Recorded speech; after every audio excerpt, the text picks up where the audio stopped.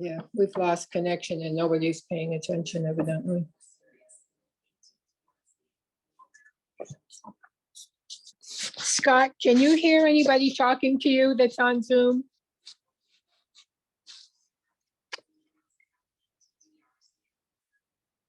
Guess not.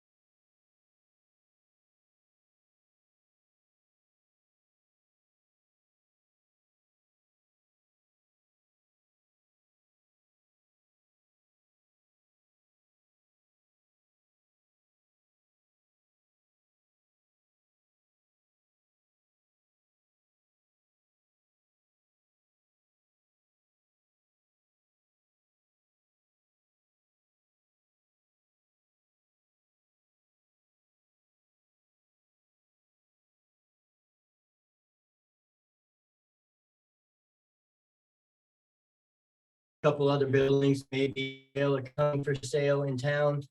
And so on that road, quite honestly, I wanted to throw it in the hat that we consider using that log cabin for some of these uses. I think it could have multiple uses.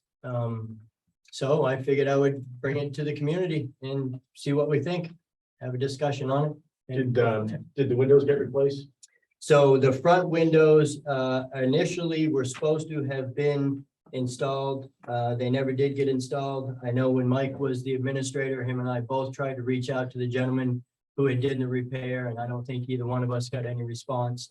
So in remembering Mike and I's discussion in the office, it was whatever the usage of the building may be, may require a specific type or style of window in there anyway.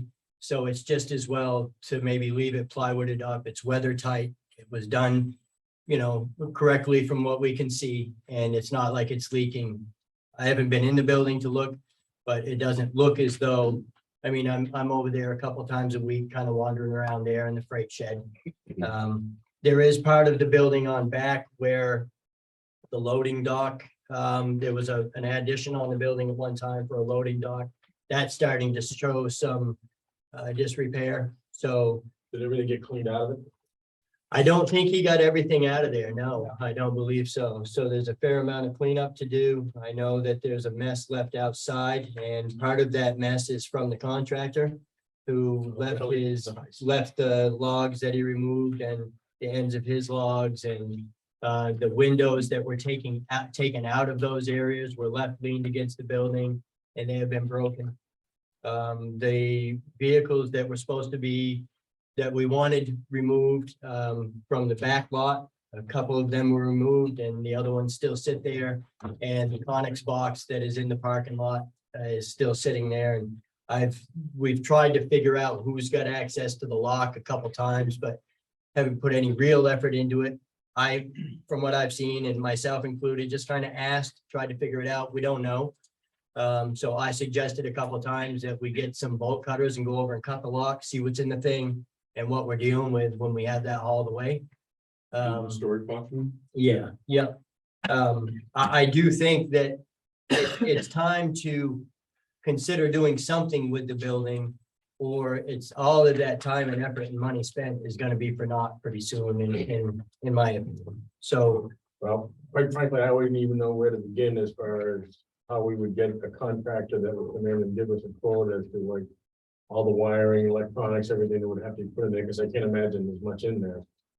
As far as like internet stuff and all that sort of thing. I guess, Scott, to have a discussion with you and to start a discussion, right? I think we'd have to first figure out what we think we want to do with the building. My idea personally would be to put the town offices in there and then to have a a conference room in the back that could act as a meeting room as well, similar to this. And it would give areas for, you know, the health officer could have a designated office, the welfare officer could have a designated office. And Gloria could get up out of the basement down there. If we could have an area for a vault to put our records in. And it's on a dead end street. It has parking accessible. We own the lot behind it, so we could expand parking or buildings as needed. And we own the building. So, you know, there's a Yeah. couple, Christina was first, Tom. I guess I'm the one that must Scott. Right, so, hi, Sue McWood, I'm the town health officer. Monica Rowe and I have been, just working Monica, Human Services Director.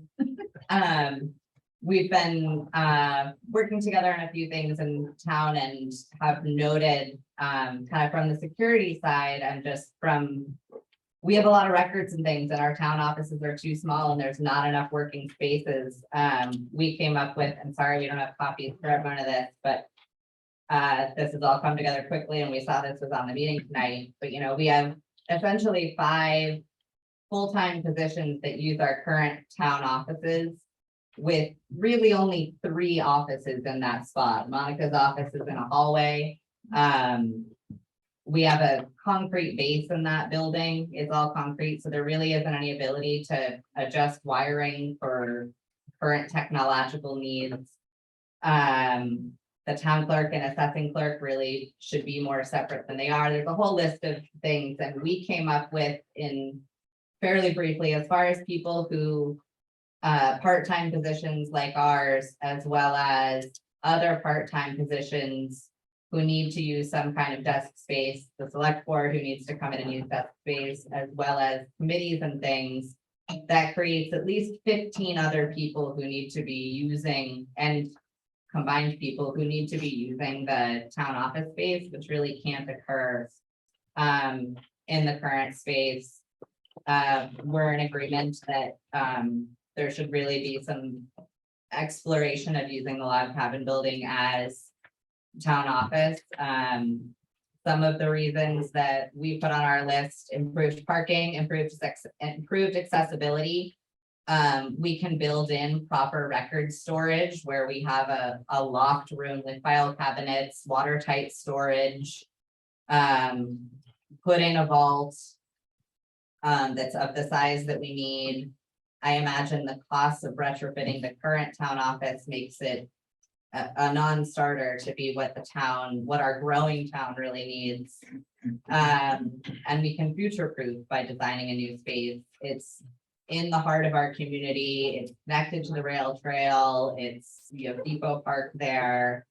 We have the ability to add technology. It brings life, access, and activity to a dead-end street. Connects to the park on the other side, creates a better flow. One of the things that, you know, we were kind of thinking of is that just then helps the library building return to being a full community space. The current, you know, concrete area where the town offices occupy then becomes a community hall area. It has one-way flow so that that space could be used for voting if need be. The loading dock at the 16 Depot Street then allows easier unloading and potentially storage for town office supplies, etc. Provides wall space for memos, committee presentations, town information, etc.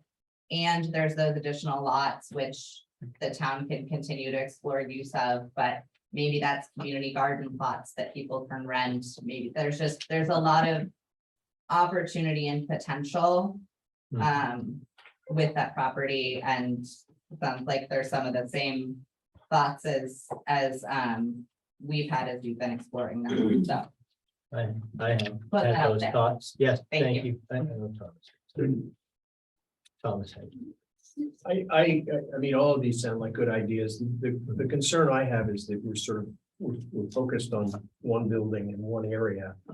The ideas that Christina and you, Dan, have come up with, that may be the highest and best use for that building, for that area. My only concern is I think there's an opportunity here. And I recognize the sense of urgency in terms of the building.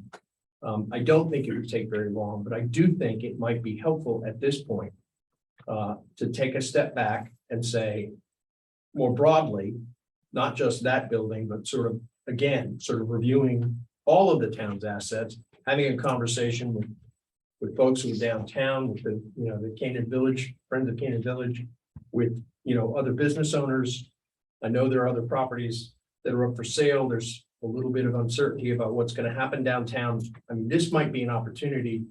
And I don't know whether the best place to do this is through the CIP committee or through you guys or a citizens committee, but I think it might be worth our while to sort of, again, take a moment and sort of take a more comprehensive view of this and say, where else could we go? What are the best uses for all of these buildings?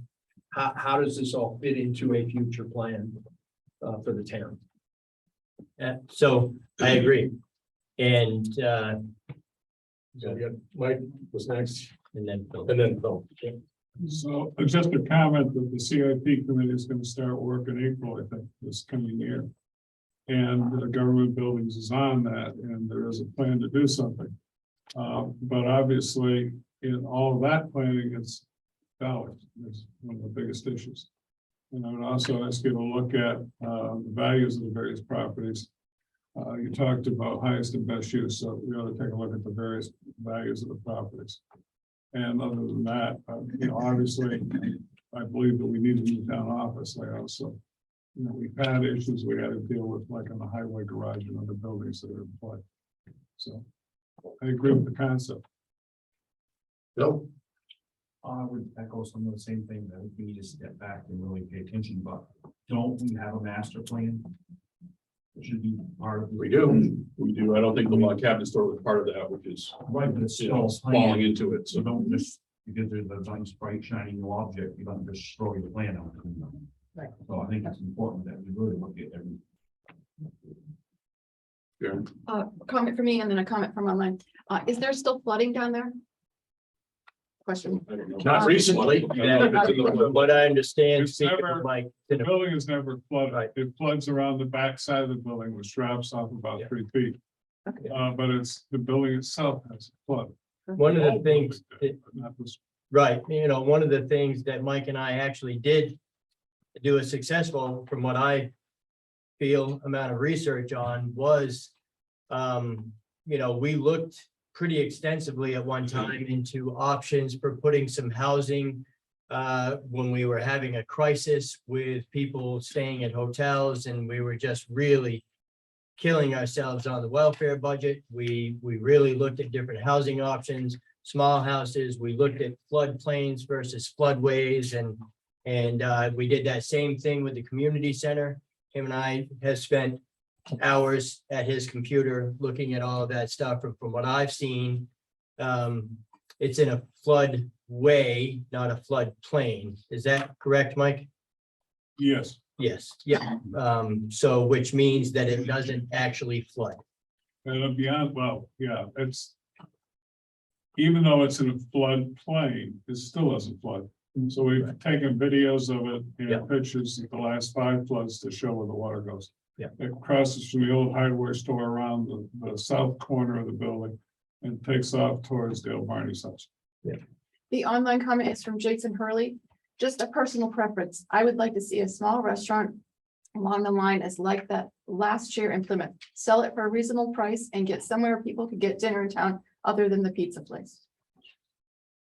So we just sold a property that's gonna become a restaurant where people can get dinner in town. The Red Wagon just bought the Cozy Corner and they have intentions of putting, from what I understand, a nice facility in there. And I think it will help our community have another spot. As far as the cars, we could probably get those out of there pretty quick if you allow us to get the VINs on them. Have Sam have one of his guys make sure everything's kosher. Yeah. And we will actually cut them up and use them for training this month, and then maybe we can ship them to McGinty's or something like that for scrap. Is that something we can put a motion Oh, on? absolutely. I mean, we've been trying to get rid of those guys for years. I put a We're motion. doing anything stuff this coming month. Yeah. We rumored about back a while ago. Because, Mike, I believe they were notified to move those vehicles, correct? They were, and you'll have to talk to Sam. Sam wasn't quite as happy about it. Because there's a whole Okay. process in the law that he has to go through. Yeah, that's why I said we'll talk to Sam first. Okay.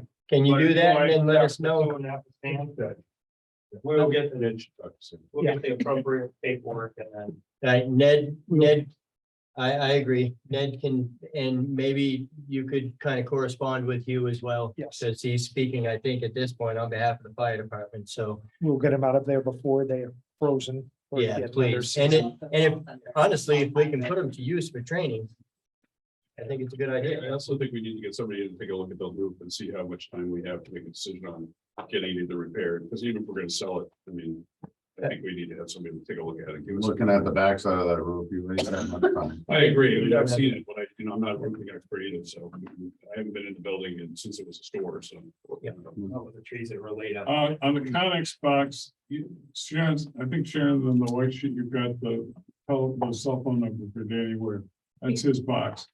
It's not, it's whoever he rented it from, but that's who controls the box. And we took the roll-off trailer out that was full of junk. And that was taken care of, but we're using the roll-off at the transfer station now to recycle. Yeah. So the long and short of it is, it's gonna take at least another trailer to get the crap out of it. I think we got a good start on this. Yeah, I think so too. Any other comments? I just wondered, if we have other buildings in town that people think are available or gonna be available for town offices, what are those buildings? Where are they? I guess, I don't know where there's other buildings in the center of town that are gonna be for sale. Did I miss something? Well, I know they brought up the Masonic Lodge, which is for sale, but, That was. there's like no parking there. I mean, it's Sorry. not practical. What, yeah, there's no. I'm trying to figure out what would be better Yeah. than that log cabin. Personally, I don't have a problem with the log cabin. I would want to know what it's gonna cost us to get it up to that Right. point before we commit to it, that's all. I do, so I think Mike had something. But Well, there's at least 2 or 3 files in the system that were done by Convalette with a bunch of alternatives. And frankly, there was a very strong push from about 15 years ago to build a new town office here on this complex. in this room, No, well, maybe. You're gonna have to Upstairs, find out what's there. But the one part of it is, one of the things this committee, the committee, CIP committee usually would do it, is to look at the cost effectiveness of just building one from scratch, and then trying to retrofit one. And likewise is the cost of money. So if you were able to sell the log cabin for $200,000 or $300,000, and you were able to build a new one from scratch, doing it economically as opposed to making it look like a Greek temple, then you might be able to get something for $600,000. So then the question is it gonna cost more than $300,000 to retrofit the log cabin? And the vault's gonna cost you $150 to $200. So it's proper to look at it and consider all the options. But the options were not just the existing buildings, it was also building one from scratch. good. A comment here, since we're talking about scratch building, I don't know how probably the CIP thinks about this too, but going vertical often is something that we don't seem to contemplate, not just here, but in general. So if you have a footprint already, going vertical can save on some utilities, et cetera, because you Well, can cohabit. But the other problem with vertical is you gotta have elevator and all that sort of stuff. Handicap access Yeah. and elevators, which, by the way, when Christina was talking about the uses and the library building, one of the things that we've been discussing with the library committee a couple times here is they're needing some more space and they want to see something done with the upstairs. And there's an elevator problem over there. It's gonna cost some money to fix the elevator, this and that. So maybe if that building and the town offices were more accessible to the library, it would offset some cost of having to repair the upstairs and the elevator there. So again, everything is a, you know, a plus and minus. There's a plus and minus to everything. I do think that we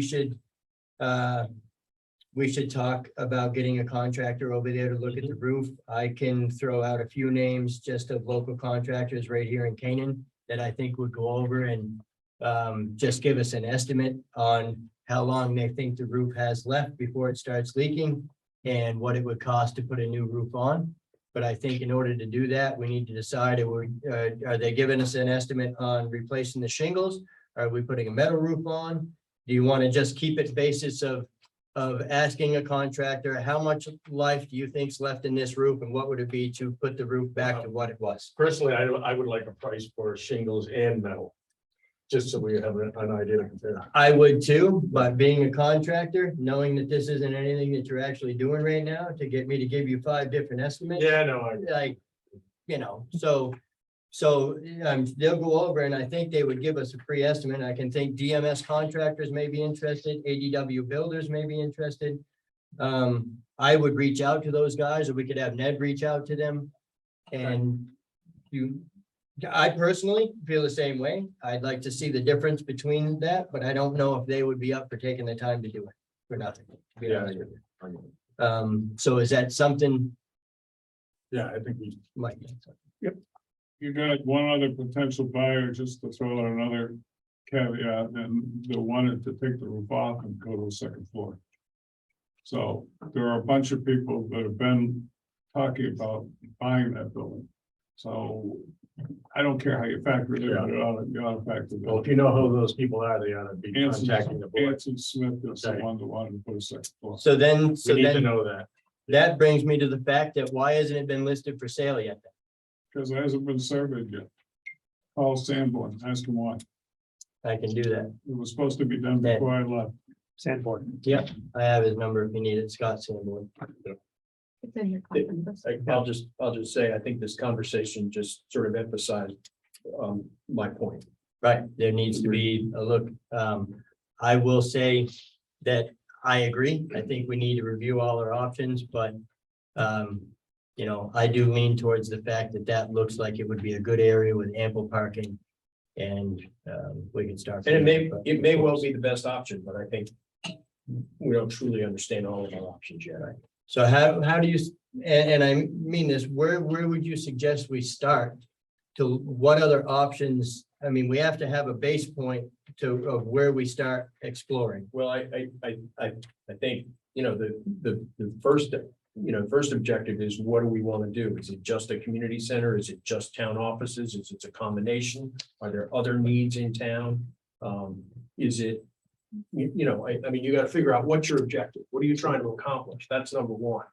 And then number two, what are the best ways to do that? And whether, you know, as Mike says, is it better to sell it and use the money to start from scratch? Are there other places that you might, you know, build a better town office, community center kind of complex?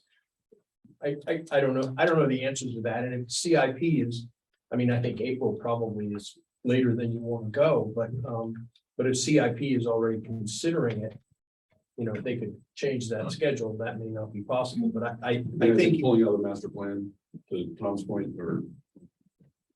Philip's voice, yeah. Yeah, I mean, pulling out the master plan and seeing how it aligns, putting together a community, you know, A committee, so that's where I was going with it too, Stephen. Maybe we look at the master plan and review it, and then we talk about putting together a committee. We've done that with a few things and it's been successful. So maybe we think about putting together a committee that can actually figure out what's the basis of where we start, where are other options, and start this process instead of just kicking the can down the road. I mean, I think, you know, 15 offices is a little aggressive for town offices, but we definitely need more space than we have now. I don't know how much space we need for town offices. We were not saying we need 15 offices, just I'm like, just, I know, I Yeah. mean, that was thrown out. I'm not. There are I'm just saying, you know, there's a space that we need, you know, we don't have enough now. We all know that. And you're right, you How know, much that leaves in that space over there, I just think there's a lot to be talked about, we're not gonna get it done tonight. I want to echo that. I think the best thing to do is the largest field outside of town that we can find for cheap. And start from nothing, because you're talking about a complex. The 9,000 square feet that Dan proposed is not gonna fit where that cabin is, and still have parking. You don't want to go vertical simply because of where we are. The tall What- buildings obscure the view and make things look crappy, just. what out. 9,000 So square feet? the best in mind? thing is to be, you're talking about a community center, you're talking about offices, you're talking about vaults, you're talking about storage space, you're talking about loading docks. At the moment, I You know, believe all all he's these talking things. about is So- town offices at the log cabin. Well, the retrofitting is probably gonna cost more than. Well, building that's what we something gotta from scratch, that meets that. However, That's what we gotta find out. on the largest picture, getting out somewhere where there's enough space for all of these things and all the expansion is probably the best thing to explore. Well, there's a whole lot on the back of that we already own, Right. and you could put 30,000 square feet over there if you wanted to. That the rail trail. No, it's, No, we Behind it. own a lot. Yeah. Yeah, we own quite a bit there. Monica? Do we have anybody online for the library committee? Because I know they want some more space. I haven't seen anybody from the library yet, but we do have a person raising their hand online. I'm friends of the library. Their Derek project is a is- library trustee. Oh, yeah, Derek's on. And then when you're ready, Anyone from Caroline library has her speak hand to up. Their meeting that happened recently. I was at that meeting, I mean, their goal is to really develop the third floor, so, I mean, that's really what they want to do, so. I want to quickly mention, the master plan is online if anybody does want to look at that, and then obviously you can get a copy. It is online. Question on Zoom. Yes, Carolyn, if you can hear us, go ahead. And yeah, Derek said he's ready. Carolyn, you're on mute, Carolyn. Hold on. I would totally encourage us to be looking at the downtown area for town office spaces and the community building. Personally, I think that area with the log cabin is the perfect place to do it. People can still walk there. You know, we are trying so desperately to get our downtown area viable and exciting, and we just have such an opportunity to do that. Moving it out somewhere else that people have to drive to is not doing that. I am a little concerned about the shape of the log cabin building, but you know, sometimes when you got something, you can start from scratch. So I would just really encourage us to be looking at the downtown. We made such a remarkable gain by redoing the library and not moving it down to or out of town. You know, that's my opinion, but I just think it's a mistake to leave the downtown area. I agree. I have a question that Mike talked about. From scratch back here. How much land do we have back here that could be used, Mike, do you know? I don't know the square footage, but behind the highway garage, we traded with Zonnie and picked up probably 2 acres. But just, Go ahead. the other comment is, again, Sharon, give Ned the files on what Tom collected, so we get some ideas and costs. They're out of date, but at least to give you something. And the other thing about the village, I agree with Caroline on the village, but even as important as that, the whole dynamic of the village is the fact it's got water and sewer. So how much is it gonna cost you to put in a water and sewer system that's an onsite someplace else? And So cement slab elevators- alone, Elevators are expensive. I understand that, you know, vertical saves you money in other ways, but absolutely. everything we've looked at is a minimum of $150,000 to $400,000 for an elevator. Just for the elevator, Just and for the there's the maintenance on top of it, and You it has to can't, be you can't maintained. expand the elevator in the central library. It's the wrong type of structure. Right. So, so that's a money issue, and that has been a deterrent, is a deterrent on the cozy corner. Yeah. For what we were gonna do there, so it continues to be one. But water and sewer is important, height is important because of the elevator issue, but if you start down the path, I'm sure you'll come up with a good idea, and then you gotta figure out how to pay for it. Karen, do you have another question? Yeah, 2. Jason Hurley, do you still want to speak? No. No, not at this point. And then Derek Hero, the library trustee, said he is willing to speak about the library study committee if we want him to. Go ahead, Derek, and tell us what the group is doing, please. You guys hear me okay? Yes. So it's important to start with our plans, really are in the infancy of this project. I see a couple of faces here that were present at our meeting where we asked for input from the community. Needs that were identified or expressed from the community. Community-centric spaces, meeting spaces, more space essentially for more library and just community-focused programming. The options were there to potentially partner with the town to develop some of that space for town offices. We've expressed an interest in fundraising, doing all the groundwork to really get that area, the attention that it deserves. It's really a shame that we haven't up to this point. There's a lot of potential within that space, and but I think even for those that have seen the space, and some people have mentioned that it might not even necessarily be appropriate for office space. It's a really big open concept, and you'd lose a lot of what the community, at least to this point, is identified is important as we move forward with it. Again, we are open to partnering with the town to do that, and we encourage any input from anybody that what they think that space should be used for, because we all have a hand and a voice in this. But like I said, it's really in its infancy at this point. Thank you. Thanks, Derek. Any other questions? Now, another thing that would be perfect is voting. I mean, I think Dan and I was talking to John Hennessy at one point and was telling what would happen if they had a fire or emergency during voting hours. And Tanny can probably quote more what he said than I can, but it wasn't gonna be a good scene from what I I understand. So don't we know need a that place to building vote. provide that, though. Well, I don't know. if Community that center maybe. particular Right. building would, but like Christina was mentioning, maybe that usage becomes, and again, this is all part of the exploratory committee, right? But maybe the town offices that exist now could be utilized for that, because it's a one-way flow. You can come in one door, out the other, and they had mentioned that. Parking space, that was one thing that, but as we thought about, if the current town office became something else, that the door flow at the current town office could support voting in that it has that one-way flow. Parking still sucks, that's. It's not large, it's not big enough. No, it's not big enough. Because what we have to put in, what we have to set up for booths is what Biggie has to follow by the state. Yeah. And it says the size of the area that we have to use over there. Right. And that's why it's over there. right now. Yeah. One reason. All right, Yeah, so I think we got a lot on this. we did, All right. so awesome. All right. Place to start, and Ned will reach out to a couple of contractors and get some ideas. Perfect. Christina had one more thing. Why I'm not Okay. voting, is there a reason that we don't use the school gym for voting?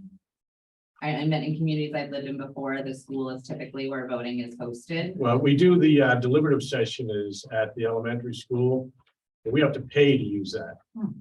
There's another answer too. They have lunch and, they can't shut down their whole school. Oh, for right, voting. right. That's their only School's in spot, session, so yeah. right? Yeah, got it. Because the gymnasium Is there? in the elementary school seconds as the lunchroom. Got it, okay, However, thank you. we all know that we pay a lot of taxes for this beautiful renovation that we had on Mascoma School, and there is ample room in there. And I would suggest that the community is able to start making more use of the high school. I don't know whether that's the perfect use for it or That's not. another whole meeting. I mean, listen, we hardly ever. Oh, use I it. know, I got it. We hardly ever use it. There's got to be some uses for that building. The deliberative session before I got on the board was held there. Right. Right, and it's gonna be at the high school? Yeah. So, I mean, we pay a lot of taxes for that building and we use it very little. So maybe that's a discussion as we get into this and we're looking at options of where to put different things so we can make better use of certain buildings that we have or are looking to purchase. I think that should be on the table, quite frankly. So Down south, them there schools was closed on election day. yeah, absolutely. Yeah. Down south, they close the schools any chance they get, my friend. Yeah. Here they come, so. Yeah. All right, so with that, I think we'll move on to the next subject. Thank you all.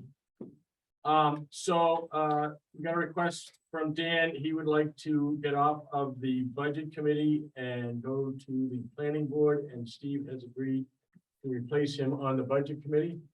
So we are announcing that publicly tonight. You don't have to vote on it.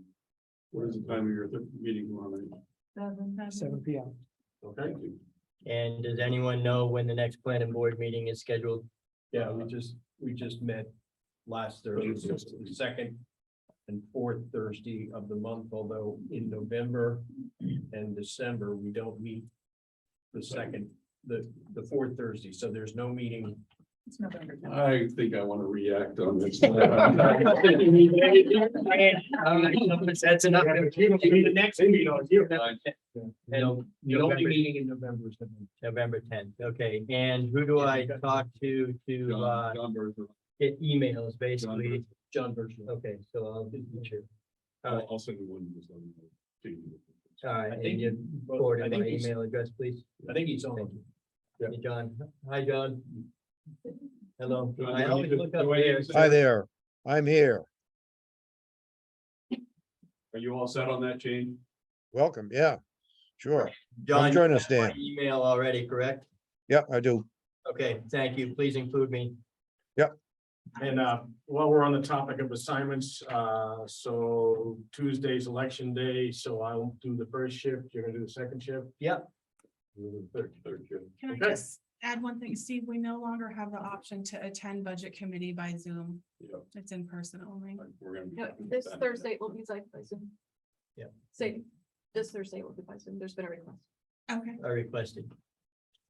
All right. A little 10 by 2. So. All right, next thing on the agenda is the budget committee not being forthcoming with information. Dan? So basically, it's just what it says. There was some concerns of mine about a couple of meetings and I can, if anybody wants me to, I can fill in details of what my concerns are. But the long and short of it is, I brought those concerns to the other board members. We all agreed that it was worth looking into. And it was asked of me to go and gather some certain information. Information being a Zoom recording of the April 21st meeting.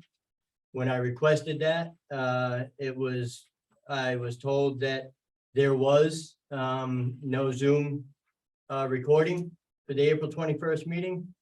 So then I requested the voice recording of the April 21st meeting, and I was told there was no voice recording of the April 21st meeting. So then I reached out. There is a Zoom. And for anybody who doesn't understand this, the reason there is a few month time lapse in between is because the budget committee doesn't meet during the summer. That was our last meeting in April, and then we resumed again in September. There was there is a copy of the Zoom meeting for September 15th. So I didn't ask for that. I then was sick the day before the next meeting. So it didn't allow me the 48 hours to request to participate by Zoom. So I missed that meeting. So that fast forwards us to the 20th. So I just want to reiterate that the September 16th meeting, the budget committee voted on and decided they will not Zoom meetings any longer. And that's why we, Except for my request. I request 48 hours in advance, so. Right, that- clear. Thank you, Stephen. That was at the September 15th meeting. Yeah. I have a question. When you say requested from whom? From the secretary of the budget committee. Okay. And I sent an email and I have the emails here and I will absolutely open it up and read the emails in full. But I requested it stated that the board would request a copy of the Zoom meeting, and then the board requests a copy of the voice recording. Neither one of those exist from the April 21st meeting. And I'm not the only person on that, well, I'm not on the budget committee now, but that had a concern about the April 21st meeting. That's stated in the minutes, and that other person's concern was that the minutes didn't reflect the meeting in its entirety. It didn't reflect her concerns, their concerns completely. I agree with it. So anyway, fast forward, I then request a voice recording because we don't have Zoom anymore. I request a voice recording of the last meeting that I attended.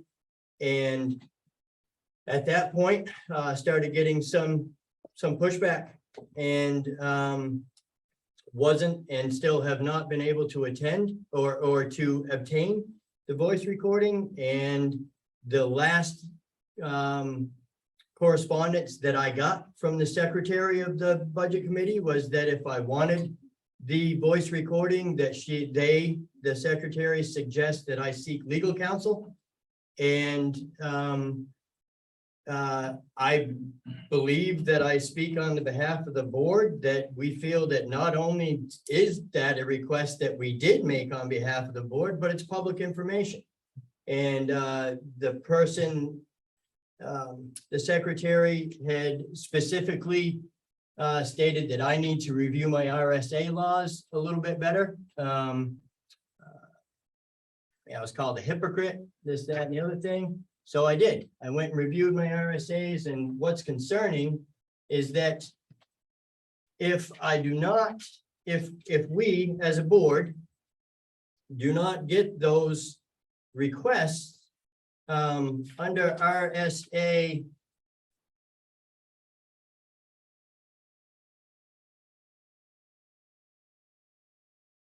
under RSA 91A 9, that they no 33A 3-A,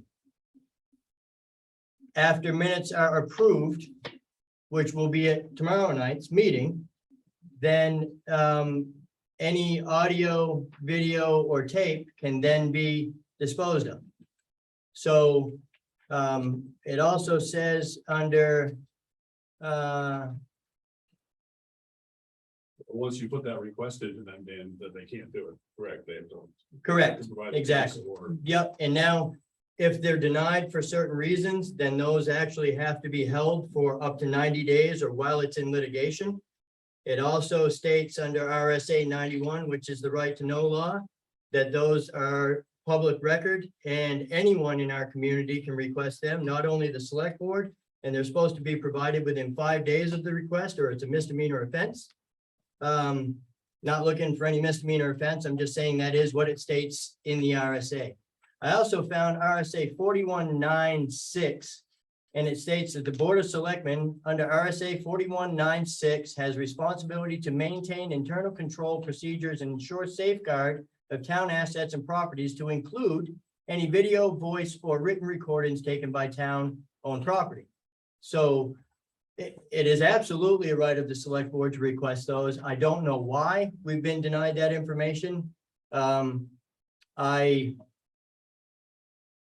understand the correspondence that I got of why there is not a video or voice recording You can tell. of the 21st. It was my fault. It wasn't mine. I'm not mentioning anyone's name.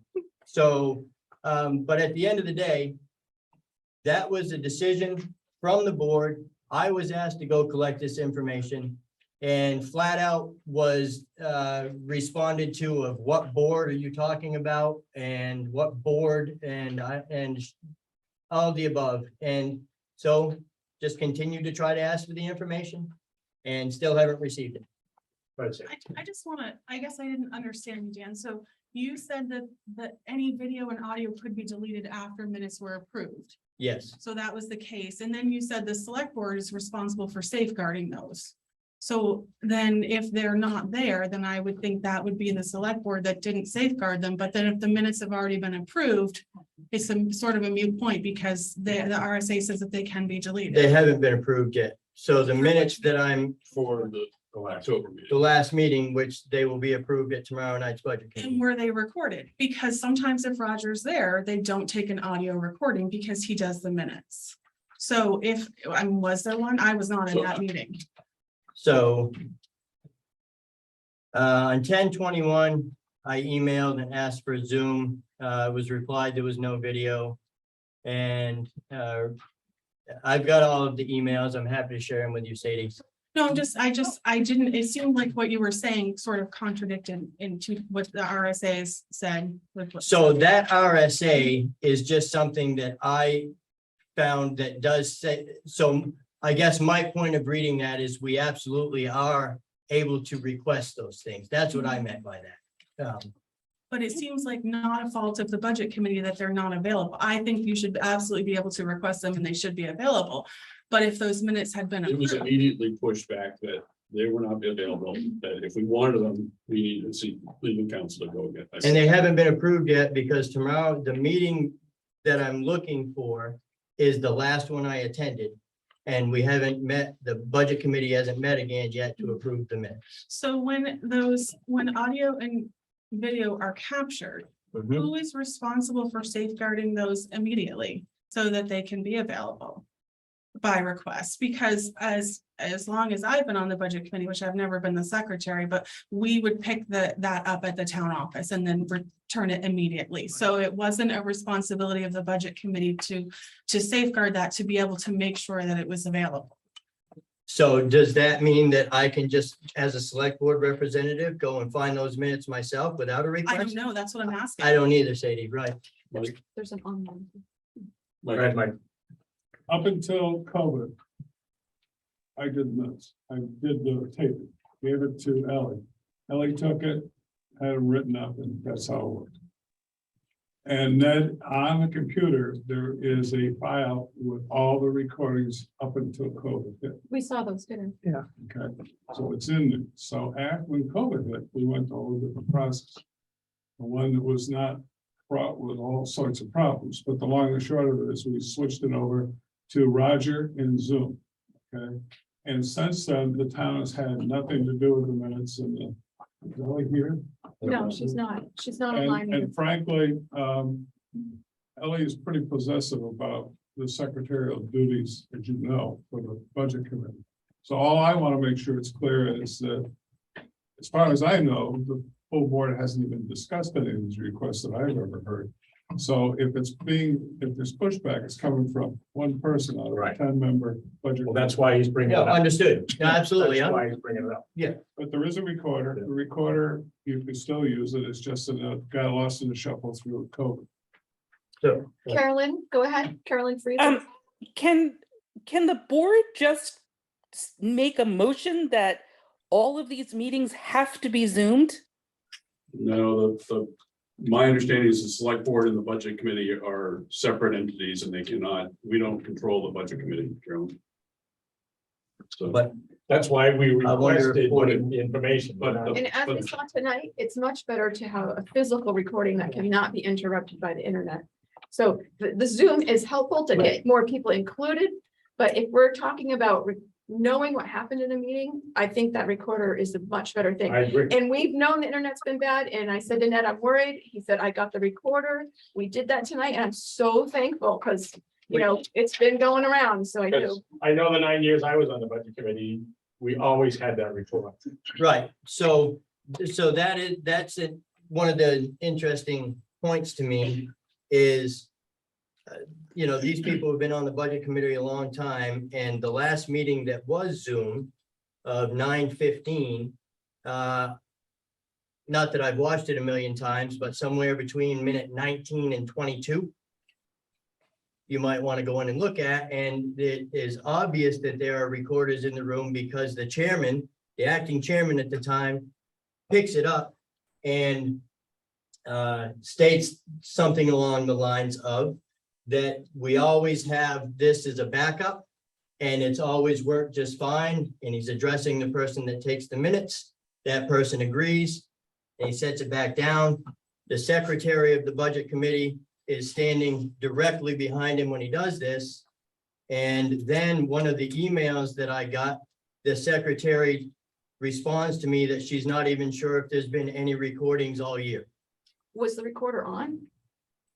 I don't know. So I will say the September 16th meeting is a little disturbing. The budget committee was split on half and half on continuing the Zoom and not continuing the Zoom coverage of the meetings.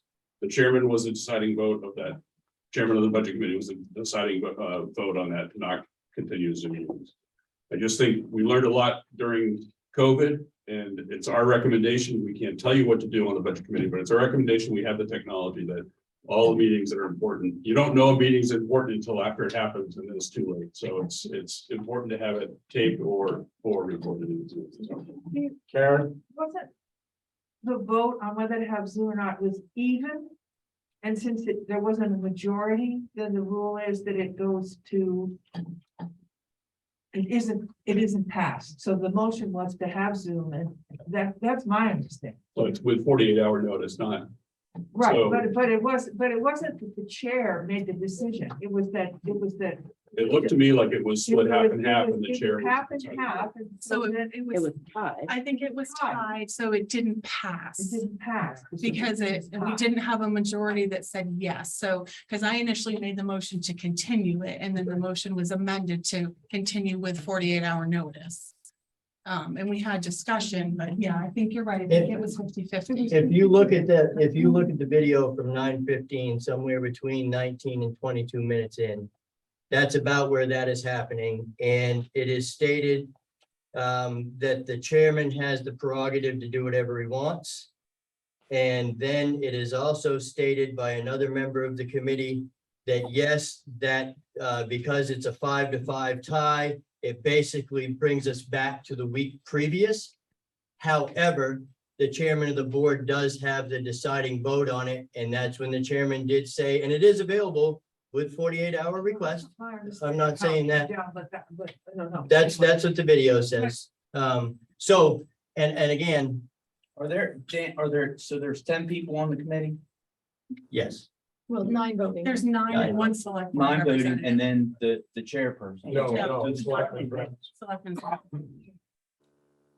There's 9 elected members of the budget committee plus the select. Selection. So who is the remainder to cast the deciding vote? Because there's generally one person left to make that deciding vote. So you can't have a split unless the bylaws state that it must be 2/3 majority, whatever the majority is for a quorum. my So then you need to understanding, go back to that.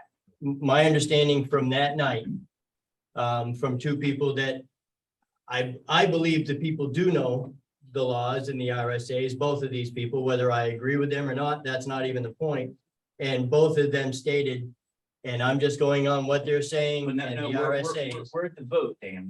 That's what I'm talking we're at the about. vote. That's what The I'm vote- talking about. The vote's not necessarily in the RSA because that can be up to the individual. Right, but what I'm answering your question of how I get to that point is that they both stated to me that night into the committee that the chairman is the deciding factor and decides which way we go. So that's your final vote. That's what That's the final they vote. told me, yes. Yeah. when And I you questioned researched that to be fact. No, what I'm telling you is that's what they told me when I questioned it that night. But you've had this Tom long was to next. research whether or not it's fact. So you don't I'm gonna- know who's at fault there.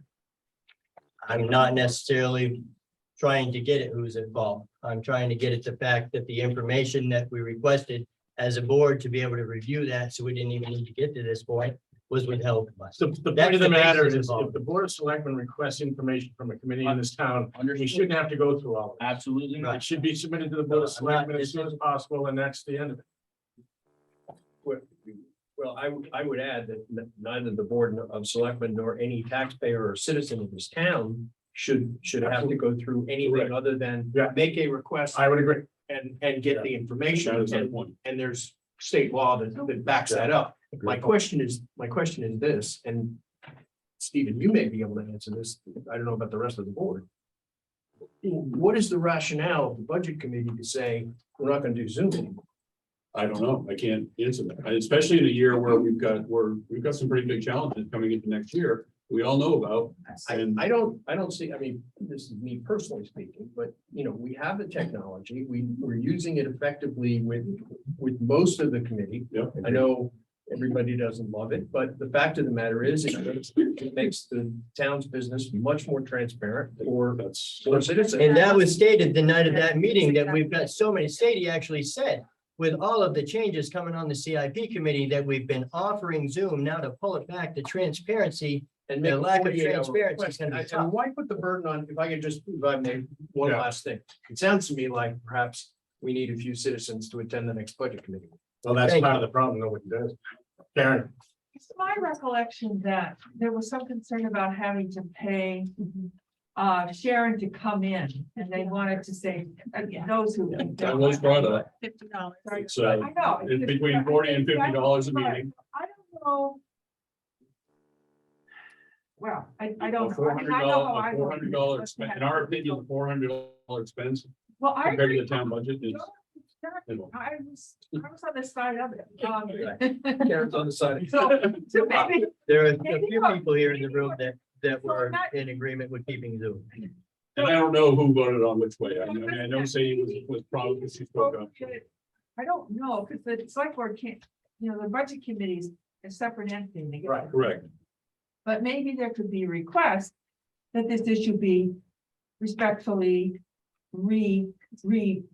considered. And I don't think, I think Stephen just did that. I sit on the budget committee, I'm totally unaware that the secretary has not been willing. Right, Yeah, so here's the. What remedy had you taken? Aside from having his little emails and, with the secretary, that we all know how that might be. What other remedy had you taken? Because had you asked the chair of the budget committee to talk to the secretary? Did that happen? I can speak to that. When I sent the initial email, it was actually to Sharon. Then Sharon said that there was a mistake made, there wasn't the Zoom, so then I reached out to Ellie and I had copied, and I will tell you, and I've said this 1,000 times, I am not good with these. I tried to actually forward the messages to Stephen and it didn't even come through, but I copied Stephen and Scott on the emails, and when I was responded, when the response was sent to me, they weren't copied on those emails, but the chairman was. So the chairman was aware that this conversation was going on. Was there been a request to the chair that he attempt to address this issue with Ellie? And I hope that, we'll bring it up tomorrow night. So that the whole committee knows what's going on. Because this is news to me. Okay. Right. So. Two things. One is, I think that the best, first of all, I was in favor of continuing Zoom. We spend very little money on the budget committee. So if you can spend $600 for meetings, I mean, it's maybe tough on Sharon, which is a whole different issue, but the money should not be the predominant issue because it is important in the public now. So I personally agree with what was said. So that's number one. Number two, in light of all this conversation, I think you ought to make sure that both the Zoom is working if it's approved, meaning that it's available, you use it, and you're going to get glitches. We got glitches in all of selectmen streets for the first 8 months. Absolutely. So make sure that Zoom is used and the tape. Use a micro recorder, and then when that comes back to the office, and it needs to get back to the office, then Ned can load it in automatically into the computer, and it'll be in there as a permanent record. So somebody comes in, you'll get it. It's difficult sometimes to get the minutes timely, although Roger is very good. He gets it out the next day. But if you can't get the written copy, you've got the tape and it's there. Just make them a copy of the tape. And we used to do that on a All we regular were basis. asking for. So do both the tape and the Zoom. And if you want a short-term fix, like for tomorrow, there's at least 20 or 30 people in this room just requested to be Zoom tomorrow night. Yeah, already has been requested. John Bergeron, do you still wish to speak? No, it's been well covered. Thank you. Thank you, John. May I ask for a solution? Sharon doesn't need to, I'll be at all the budget meetings. Yeah. No matter what. I think I can juggle, hitting go on that one and Zoom. Okay. I have the training how to set it up. And, Okay, and I don't, really, the reason that we were requesting these things to begin with was not to have any of this. We were requesting it so the board could review them and make an informed decision on things that were a concern, not only of mine, but other people on the budget committee.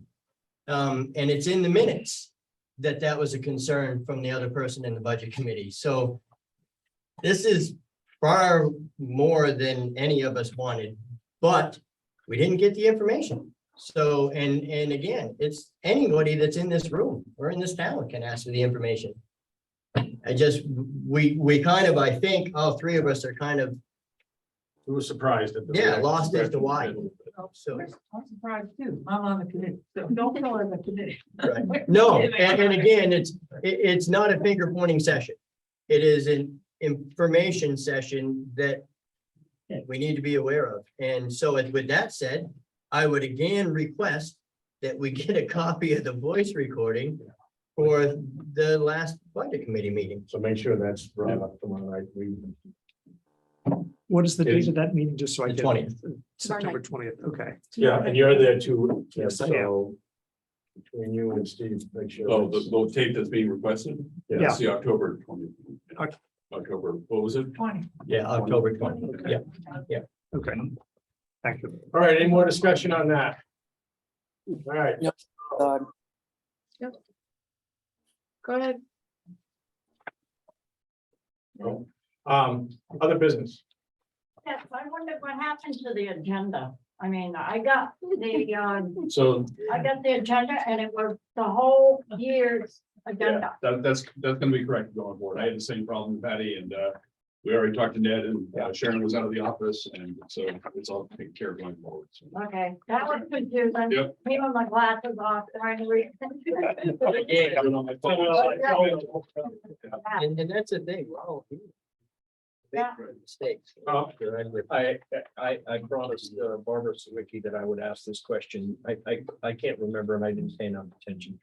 South Road, she lives on South Road on the dirt part that you make the left off Potato. Mhm. Okay, yeah. Right at Potato and South Road where they come together, there are two pretty good sized potholes. And I promised her that I would ask the question. I know Bob Cushman's not here tonight. We're on that road. No. That's the dirt portion. That is almost untenable and ballpark is Are horrendous. they going up there? No. They That's need- on the dirt end. Okay. The tire is what they're gonna be grinding up. No, but I mean, are they grading up there or? You don't know. No, I don't know. All right. well, I was told that paving starts on South Road Probably and can fill the another bottle road with on gravel. the 8th and the grinding on the 14th on the other two roads. Any other business? The neighbor keeps asking me about speeding out on my roads, my road. Oh, 50 years, I guess I can find that. That means you have to pave it. Down that stretch, and my new neighbor keeps complaining about speeding, so he was asking Dale and I the other day if we could have some speed. Fine. Signs. I think I talked about that, but I'll follow up with him. Yeah, I will tell you, I witnessed a car pass someone on the road right in front of our house. And it's Wow, it's see one that of, all the time. yeah, and it's one of, and part of the reason is right through there. Anybody who drives Goose Pond Road, that's like the longest, straightest stretch of the road. So one of the things that I noticed this morning was Officer Ostrowski, if anybody else noticed, was sitting down by the high school this morning. And it was nice to see, actually. I will fully admit here. Good in morning, public Ken. That I got stopped for speeding. Good morning. Nice Ken. job, Mike. Yeah. Full disclosure, my friend. No, That is pretty funny. Mike goes a million miles an hour everywhere and you're already got to take care of stuff. So, awesome. You dodged a bullet, Sandy. He was very professional. He- And I did not tell him who I was until the very end. And he was very, very professional. I was very Awesome. impressed. It was nice to see him there, and I know we've mentioned a few times about the speed limit sign that we have, the flashing sign.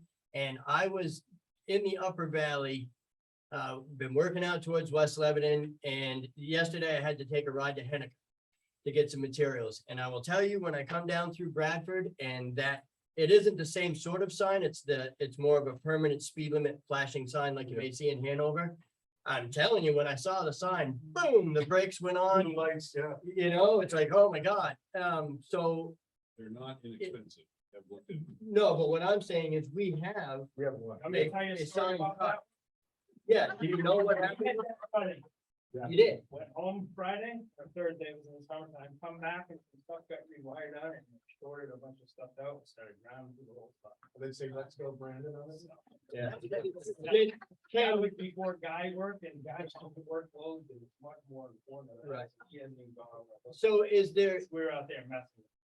yeah, so that's right. I mean, within this past summer, I know Officer Baravelli had mentioned that, you know, there was a few of us out there a couple different times looking it over.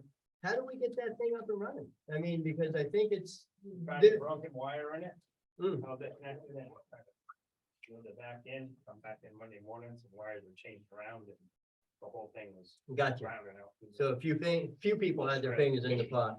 I don't know, there's gotta be maybe connected car audio. We're told it's batteries before, so. Right, we've been told a few things.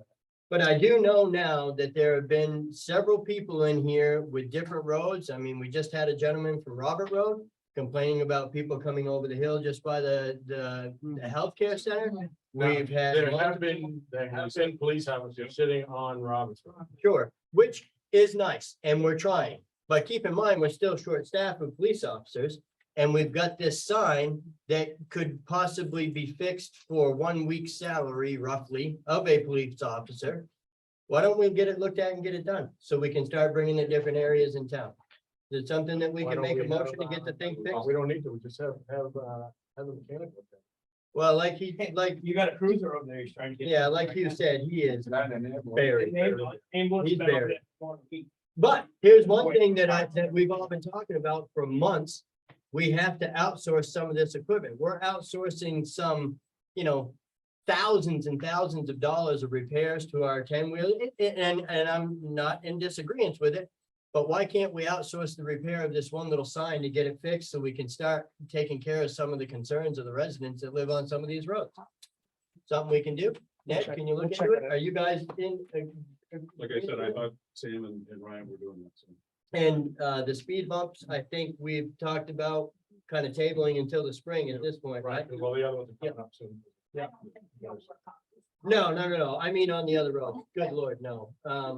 But anyway, I mean, we mentioned it a lot.